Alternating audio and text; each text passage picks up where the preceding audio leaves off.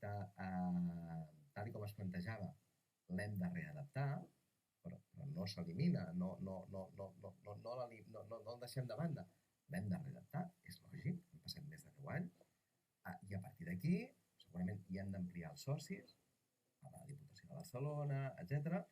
I potser hem de començar a treballar-lo per fases, amb uns graus. Doncs endavant, estirem aquest fil, siguem valents. Què és important per l'Esquerra Republicana? Què és important, al meu entendre, que no perdem de vista mai que la CASI ha de ser un equipament cultural al servei de la ciutat i que tingui allò que hi exhibim, allò que hi fem, allò que hi passi, tingui un interès més enllà del terme municipal. I aquí és on per mi és important agafar l'estela del còmic i l'il·lustració, perquè el que sabem és que el Departament de Cultura, que és el competent, el que té clar és que en el còmic i l'il·lustració el país, perquè això està definit en la planificació del propi departament, té una mancança. El que jo demano és que aquí veiem la CASI en el seu conjunt, reivindiquem la CASI com a equipament cultural, aprofitem el que ens dona el fet que la Generalitat, el Departament de Cultura, tingui una necessitat detectada amb còmic i il·lustració, aprofitem aquest fil, i a partir d'aquí, un cop tinguem el projecte global, que ha de tenir sentit, doncs definim les fases. I a partir d'aquí ja tanquem tots els debats que es van obrint a la ciutat i que ens van debilitant. De cada any surt algú que diu ai, per cert, a la CASI per què no hi fem no sé què? Que l'únic que fan és generar perplexitat davant del Departament de Cultura, que diu, bueno, aquests tios s'ho creuen o no s'ho creuen, perquè és que cada any en ve un amb una idea diferent i posem fil a l'agulla d'una vegada. Benvingut sigui dos recordatoris. Allò que vam començar quan nosaltres estàvem al govern, quan la Dolors Sabater era alcaldessa, aquesta inversió de 2,5 milions, mai s'havia invertit tants diners en accessibilitat mecànica a la nostra ciutat. Anys, mandat rere mandat, van haver unes inversions precisament per actuar en aquells barris on hi ha molts pendents. Santa Coloma és evident que en té moltíssims, però també nosaltres, el districte 2 i el districte 4, sobretot, no només, però sobretot, doncs que això es mantingui mandat rere mandat, perquè en un termini mig de temps puguem tenir una acció. I aquí és un recordatori al govern que a la seva planificació d'inversions també això ho ha de tenir en compte. No n'hi ha prou amb aquestes 4 o 5 actuacions que ara comencen a caminar, sinó que ha d'anar una mica més enllà.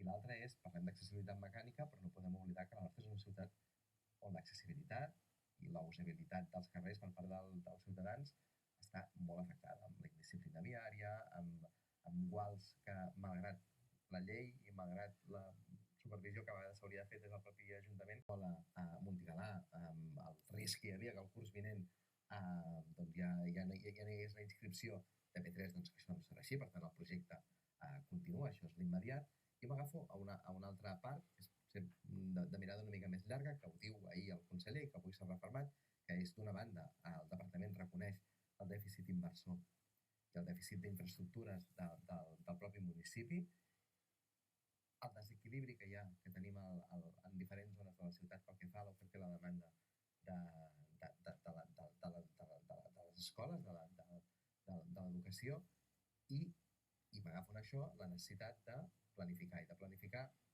departament, per tant, Generalitat, que sí que té la competència, Ajuntament, Govern i comunitat educativa. Per tant, aquesta és la mirada que hem de fer. Jo crec que l'escola Montigalà ha tornat a ser un recordatori de les coses que hem de fer des d'aquesta perspectiva. És una perspectiva a llarg, tenim totes les dades damunt la taula. Hem d'aprofitar aquest guant, d'alguna manera, que situa el conseller d'Educació, Josep Bargalló, damunt la taula i agafar-lo, que el govern l'agafi amb la valentia que toqui. En aquest cas, per part d'Esquerra Republicana, intentarem, com sempre, ajudar a que això tiri endavant. I si em permets, també posar en valor la feina que intenta fer el departament, i això és una cosa que també va remarcar molt el conseller, de posar-se al dia. I per això, en l'anterior, amb l'última tongada, l'anunci de noves construccions escolars, la nostra ciutat en té 2. Només hi ha una altra ciutat que en tingui 2 en llista. Institut de la Riera, que hi ha el pressupost i el projecte en marxa, i l'Institut Ventura Gasol, precisament a la mateixa illa on hem de mantenir aquesta oferta de 0-18, que seria Escola Montigalà, l'Institut Ventura Gasol i l'Escola Bressol que tenim treballar en aquesta unitat que jo crec que té molt d'interès que continuï com a tal. És com fem aquells treballs mínims d'inici perquè no caigui. Això és el que ara està en marxa. Però això és només una part, i no és la part més important. L'altra part té forma de pregunta, no? Que és per fer-hi què? És una feina que va començar la regidora Laia Sabater, amb qui compartíem govern, que va implicar un treball que es feia doncs, amb el veïnat, i aquesta és la part que s'ha donat ara, és a dir, quin pla d'usos, quin programa, què hem de fer de calendar. Un cop tinguem clar això, i això només pot ser fruit d'un procés de participació que ha de recuperar aquell fil que havíem iniciat, és quan hem de veure quin projecte s'adequa a aquest programa, és a dir, per fer-hi què? No podem començar al revés, no hem de fer com el Carme, no? Que vam fer un envoltori sense saber què hi volíem. Aquí hem de saber què hi volem, i aquí els veïns i veïnes hem de tenir una veu, evidentment, i a partir d'aquí hi ha projecte. Un cop sapiguem el què, hi ha la inversió grossa.